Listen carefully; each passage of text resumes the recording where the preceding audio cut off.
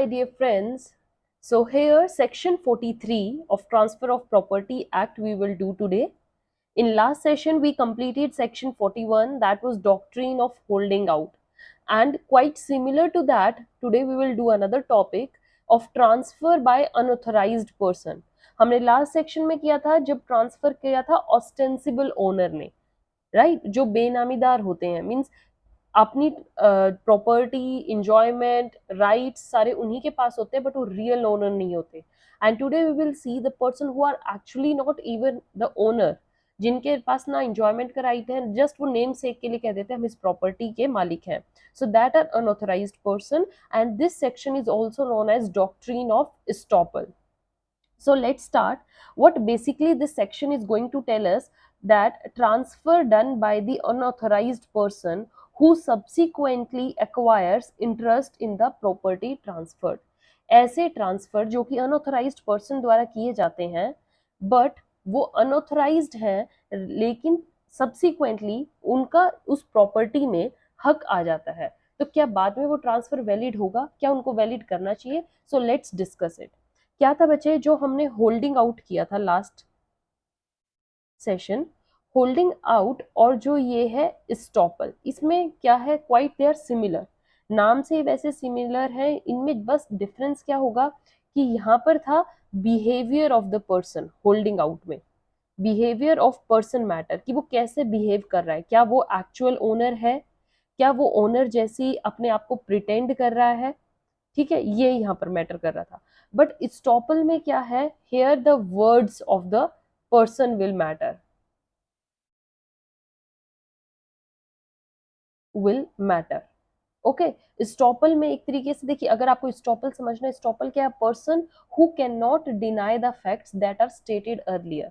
जो बात वो एक बार पहले कह चुका है और उसकी कही हुई बात पे जो नेक्स्ट पर्सन है, सामने वाला पर्सन कोई ऐसा स्टेप ले लेता है जिससे कि वो दोबारा से अपनी पोजीशन पे ना आ जाए, मतलब उसने उसके कहे हुए शब्दों पर विश्वास कर लिया है, तो अब जो जिस पर्सन ने वो बात कही थी वो स्टॉप्ड है, वो अब अपनी कही हुई बात से मुकर नहीं सकता, हट नहीं सकता. That is what estoppel is, right. So now let's discuss the, देखिए आपका क्या है यहाँ पर, अनऑथराइज्ड पर्सन के बारे में आप सबसे पहले समझिए कि अनऑथराइज्ड पर्सन क्या होता है. देखिए बच्चे, a person who has no title, no interest, यहाँ पर क्या था, इंटरेस्ट था, ठीक है, ओनरशिप थी, पोजेशन था, बट यहाँ पर there is no title, no interest in an immovable property, that person cannot transfer the property, है ना, वो ट्रांसफर नहीं कर सकता. बट अगर वो ट्रांसफर कर दे ये पर्सन, उस पर्सन को हम क्या बोलेंगे, unauthorised person. So section 43 provides, क्या कहता है कि अगर एक पर्सन जिसके पास कोई अथॉरिटी नहीं है, any person having no authority, जिसके पास कोई अथॉरिटी ही नहीं है क्या करने की, to transfer any immovable property, but if he does that, if he transfers it, then he is stopped. उसके बाद if transfers, then he is stopped from denying the transfer. वो ट्रांसफर को मना नहीं कर सकता अगर बाद में जिस प्रॉपर्टी के लिए उसने वो जो ट्रांसफर किया है वो प्रॉपर्टी एक्चुअल में उसे ही मिल गई, तो वो बाद में उसे डिनाई नहीं कर सकता. सपोज कीजिए, मैं आपको एक एग्जांपल देती हूँ.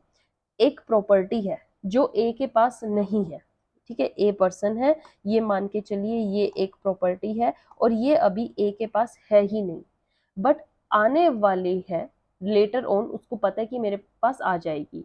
सो ए इज श्योर अबाउट दैट. अब ए बी को बोलता है कि वो प्रॉपर्टी मेरी है, भी वो, जबकि वो प्रॉपर्टी अभी तक कंप्लीटली ए की है नहीं है, पर वो ये मानता है कि ये मेरी है और इन फ्यूचर मुझे आ जाएगी. तो ए ऐसे बोलता है, लेकिन साथ में कहता है बी को कि बेच अभी देता हूँ, बट जब पोजेशन में आएगी, मेरे हाथ में आएगी, तब तेरे को दे दूंगा. मतलब ट्रांजैक्शन अभी कर दे लेते हैं, लेन देन, ठीक है, मतलब मैं तेरे नाम अभी लिखवा देता हूँ कि कल जब भी वो जैसी प्रॉपर्टी मेरे नाम आई मैं तुझे दे दूंगा और पैसे तू मुझे अभी दे दे.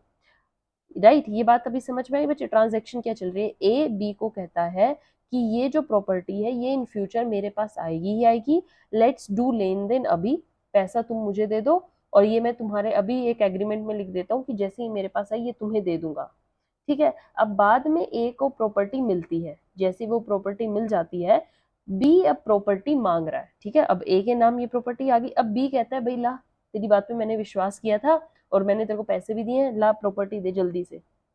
तो क्या यहाँ पर ए डिनाई कर सकता है? क्या ए मना करेगा? The question is this. तो ए कहता है कि जब एग्रीमेंट हुआ था मैं ओनर नहीं था। ए ने ये कह दिया कि at that time I was not the owner, तो मैं प्रॉपर्टी अब नहीं दे सकता। अब क्वेश्चन आता है क्या बी को प्रॉपर्टी मिलेगी? It's the situation all about. तो ये हमारा सेक्शन 43 इसी बात पर फोकस करता है कि क्या फोकस करता है, that if the person who has no authority in earlier time and if he transfers that immovable property then later on he is estopped. Estopped means वो अब अपनी बात से मुकर नहीं सकता from denying the transfer which he subsequently acquires. जो उसको अब मिल चुकी है प्रॉपर्टी, अब उसे डिनाई नहीं कर सकता है, ठीक है।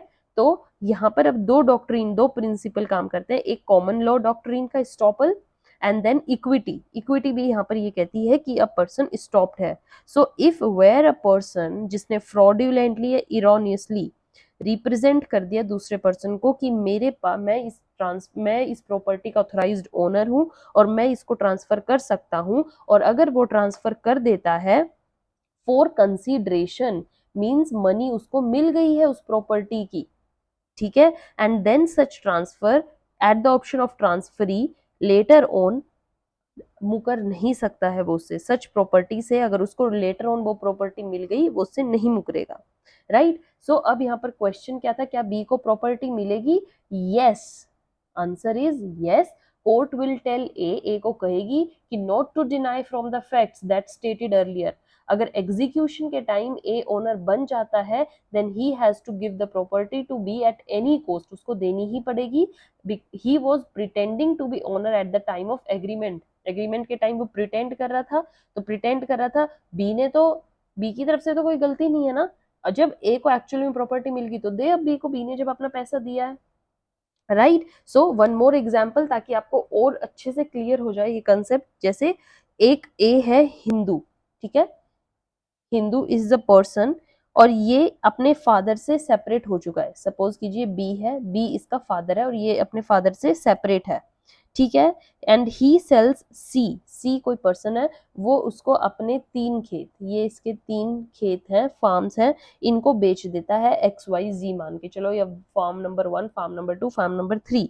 रिप्रेजेंटिंग सी को ये क्या रिप्रेजेंट करता है कि ये तीनों खेत मेरे ही नाम है, ठीक है।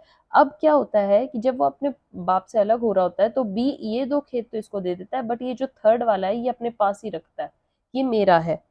अब यहाँ पे तो ए ऑलरेडी ट्रांजेक्शन कर चुका है उसकी।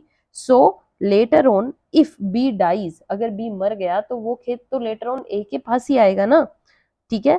If it have been retained by B on partition के टाइम, अगर बी ने रख लिया but on B's dying it will come back to the A, then C not having resigned in the contract, C ने अभी वो contract जो बना हुआ था तीनों खेत का वो रिजाइंड नहीं किया है, तो लेटर ऑन सी ए के पास जाएगा, ला भाई अब तेरे को जब तीसरा मिल गया दे, अब ये मेरे नाम हुआ, and he may require A to deliver that third farm to him, right.